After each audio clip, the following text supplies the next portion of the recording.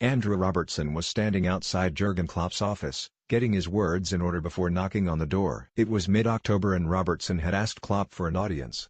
The timing of the meeting was far from ideal. Days earlier, Liverpool had been skewered by Tottenham at Wembley and the German was still smarting, but there was no turning back. This conversation needed to take place. Robertson had moved to Anfield from Hull last July but, 3 months down the line, their £8.5 million investment had only played in 3 of Liverpool's first 15 games. More worrying was the fact that he had been in the matchday squad on just 3 further occasions. Something needed to change.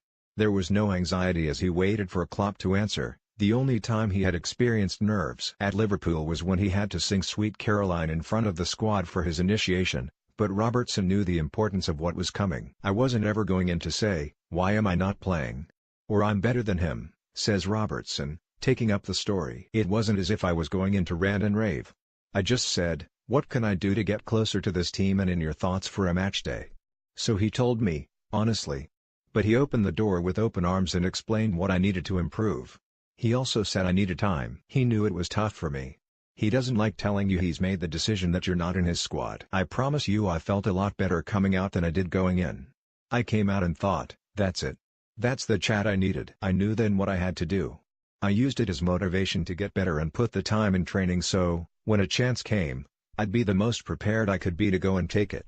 The transformation since has been extraordinary. He has come in from the shadows and made himself not just Liverpool's first-choice left-back but also one of the most popular members of the squad. The Kop chant his name almost as much as Mohamed Salah's, for whom Robertson assisted in Liverpool's 5-0 romp over Watford on Saturday. So much he does resonates with the fan base. His willingness to work is impeccable and it produced one of the moments of the season in the 4-3 beating of Manchester City in January when he hurdled 80 yards, pressing John Stones, Nicholas Otamendi and Ederson to win back the ball. "I got the momentum up and just kept going and going," he says with a telling smile. "It's drilled into us in training, you never stop. I feel in the shape of my life and can push myself to the limits. That was just a hunger to get the ball back." The game's a wee bit easier when you have the ball, isn't it? There is more to it, though, than just football. We meet at Notre Dame Catholic College, a school not far from Anfield. During a community event, one of the issues he is probed on by pupils is the letter he sent to a young Liverpool fan called Alfie Radford. Robertson was so overwhelmed by the 7-year-old donating his pocket money to support a local food bank that he wrote him a letter and sent him one of Roberto Firmino's jerseys because nobody wants a left-back's shirt. "It was a gesture that rang far and wide. When I was writing it, I was just looking to bring a wee bit of fun to it and give him a joke," he explains.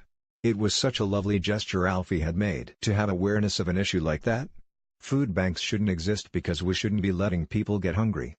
Robertson has a broad outlook on life, his views shaped by the path his career has taken. He grew up in a family of Celtic fans in Glasgow with ambitions of starring at Parkhead but, aged 15, he was told he wasn't good enough.